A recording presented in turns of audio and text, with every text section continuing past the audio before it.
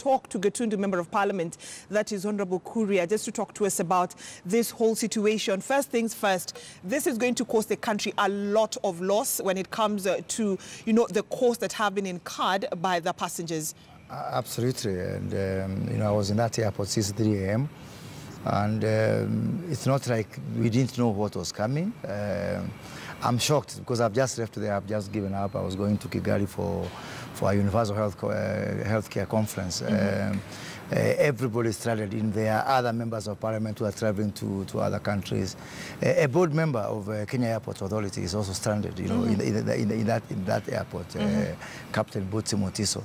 So it's really sad. I think we're going to have to pay a very heavy price for a long time to come, not just in terms of disruption for today, but in terms of competitiveness for the future, given that we are competing with the Addis Ababa, we are competing with the Kigali in terms of a country as small as Rwanda now giving us a run for our money in terms of regional aviation. It's really very sad and very costly. Okay, at what time were you at the airport and for how long did you wait? And did the airport give you communication in terms of go back, we'll come back, or you just decided, let me get out of this airport? You see, at least I was there since 3 a.m.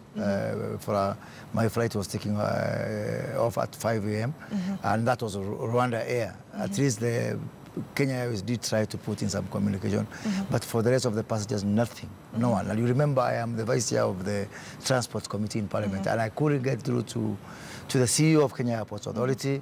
I couldn't get through to anyone, basically, even to some of the management of Kenya Airports Authority.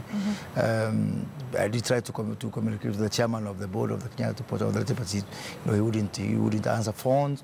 And, well, I can imagine all other passengers who don't even have someone to call. But, you know, this strike has kicked off today, despite, you know, an encouraging message from KQ saying that operations will continue as usual. This is because the Labour Relations Court had suspended that strike on the 5th. You see, this is double-edged because, first of all, this behavior of us Kenyans not respecting court orders, because I was wondering if the management of Kenya Airports Authority or Kenya Airways would also fire those employees. Would they go to the same courts whose orders they are not respecting?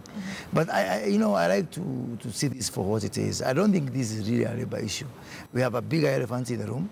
And that elephant is about the so-called PIIP, or the privately initiated investment proposal from Kenya Airways to Kenya Airport Authority. So people are just using that other issues to mask this is not really a labor court. Is this the right way to handle this situation by the Kenya aviation workers? Because initially they had moved to court to have that request by KQ to take them over the management of JKIA, and yet again they've gone on strike. At the same time, the court has suspended their strike. First of all, it is very wrong. It is very wrong because in the first place, you know, the so-called takeover is just a proposal from one party, Kenya Airport, from Kenya Airways to Kenya Airport Authority. As a committee, we had scheduled a meeting for tomorrow.